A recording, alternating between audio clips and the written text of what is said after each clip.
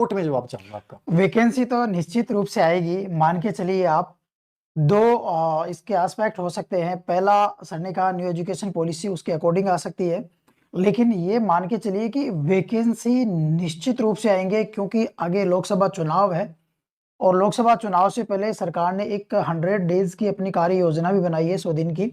और इसी 100 दिन की कार्य योजना के तहत सरकार वैकेंसी भी जरूर जारी करेगी, ये मेरा विश्वास है, आप मान के चलिएगा।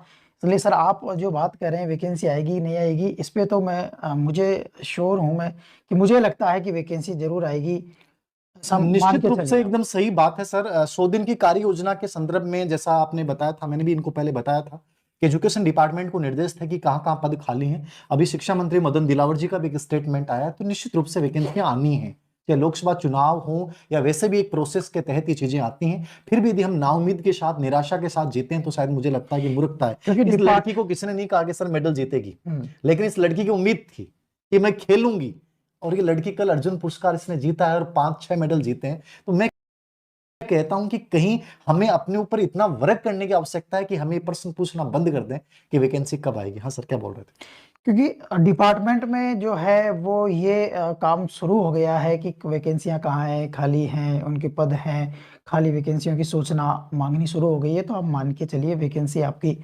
जरूर आएगी।